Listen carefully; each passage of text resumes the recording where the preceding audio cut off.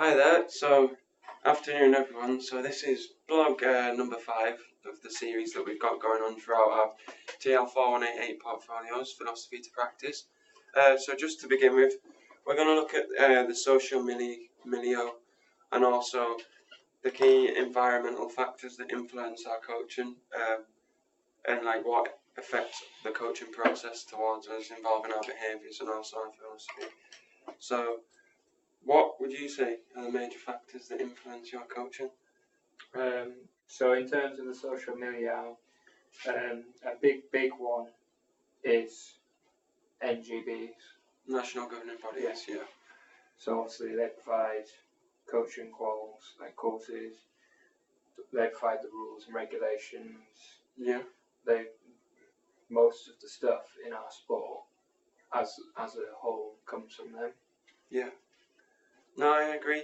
I think as well, when it goes back to philosophy, because obviously the module is philosophy to practice, it underpins our values and beliefs in a way, because coach education, that's something that, well, we're both football coaches, and the people we socialise with that are involved in NGBs, they influence our values and beliefs. So if we're watching a coach now that's teaching us, I don't know, a coaching behaviour that's seemed as professional, then we kind of try and replicate that through observing. It's kind of like observational learning in a way.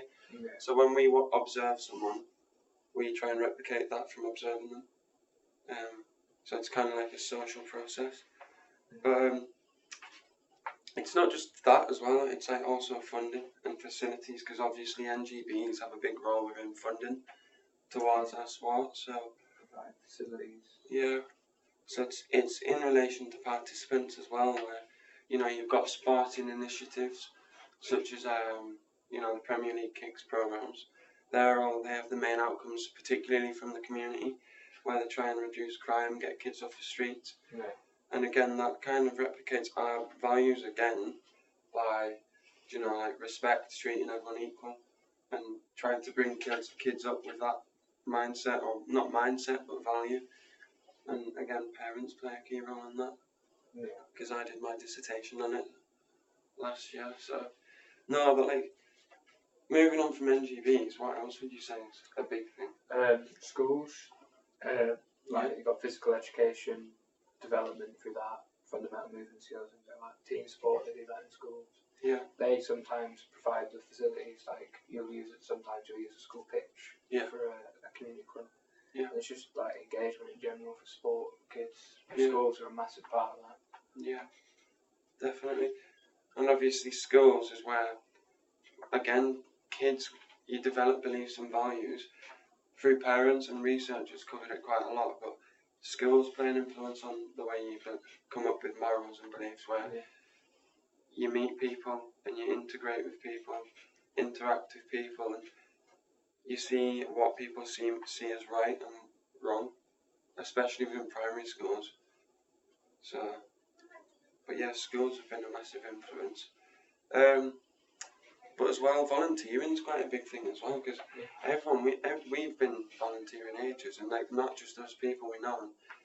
People underestimate volunteers nowadays. Like they don't get the credit they deserve sometimes, and sport can't.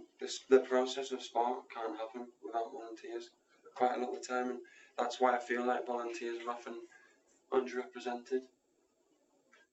Yeah, I mean the volunteer does a paid role without being paid. Exactly. And quite often it goes. Obviously, you don't do it for appraisal, but quite often it goes without the praise. Yeah. That you're a volunteer. Like I volunteer over 1,000 hours. I have my time at uni. Yeah. And I only just first got appraisal for it last year, towards the end of last year. Yeah. It's values and beliefs though, and I'll keep going back to values and beliefs, but it's like throughout the coaching and the volunteering you do, you acquire values and beliefs sometimes depending on how long you've done it. But again, it's massively important to, it's all very good having a value, but you have to replicate that through a behaviour. Because like I could say, oh, I'm a respectful coach now, but you have to demonstrate it through a behaviour. Yeah, from like an example like that is beliefs as well, not just values. You could say honesty is one of my main values, but then if you don't show that in the coaching session, like then is it really a core value to you? Yeah, it goes back to a social aspect of it as well, because how I mentioned before about when we observe coaches, we kind of pick up their behaviours and try and replicate them. But not just that, it's like socialisation as the process. Like, it goes back to social norms, where in socialisation we conform to social norms, so we have to behave in a way that we seems right, and obviously the people you're around affect your behaviour. Yeah. Which is a big thing. I think moving on, quite a big thing that affects looking at the social media is actually the sport of choice. Like participation levels, something like football, participation levels massive compared to something like breakdancing. Yeah. It's way down here. And that relates to what we've done it to death, where you've got the sports development continuum. Yeah. So obviously elite level, a lot of research by Cushion and Partington and like Burton and Riddick, they've said that elite level coaching philosophy is almost like a necessity for coaches to have. But I don't necessarily agree, because you don't need a philosophy to be a brilliant coach. No. I just don't think you do. And it's just... Plus, if you look at a lot of higher level coaches' philosophy, like what they call a philosophy, it's really more a team strategy. Team strategy. Because a lot of people misconceptualise that, where it's, my philosophy is to play forward with pace from the goalkeeper, with accurate, quick play. And that's just a team strategy. And again, that needs to be replicated again through a behaviour. So there's always got to be like someone observing you to know that your behaviour is true. Yeah. But no, schools definitely. But just education in general, I think, where the teachers you're around, they come as role models. So whenever you're taught at school, teachers always emphasise you should know right from wrong. And I think it's just, when we say respect, it's just like a basic human being thing, really. Yeah. Like every human being should be respectful in a way. And it's just basic morals. And you can go further into that anyway, like you can break respect down into having high standards. Yeah. So. As well, like an interesting thing about, I know kind of going off topic a bit by going into values and beliefs, but it's kind of like we're selfish as coaches in a way, because we're saying that we're respectful, but we might be just doing that for ourselves, to make ourselves look good, rather than pleasing the people around us.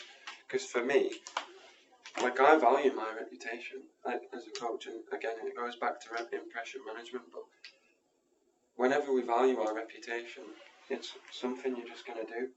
You're going to be respectful, you're going to be professional, you're going to be organised, punctual.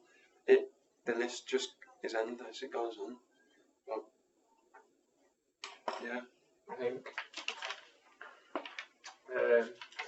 another big factor, really, moving on from that one, is the environment. So not necessarily... Yeah. It can be both, like obviously the environment, like the facility, the equipment, weather, but it can be the coaching environment as well that you create for the session. Like your attitude, your enthusiasm, how you're managing the session as well. Yeah. It can really affect it. Yeah. No, but I think that's all we really needed to cover. Obviously, a lot of this will be in our portfolios, so, but it's just interesting understanding like the social context as well, rather than just values and beliefs, because it is a social process, like the social press, where it's almost like a cultural thing as well, where we just behave in certain ways to make ourselves look good. But yeah, we'll end it there. Thank you everyone for listening, and we'll see you in the next post.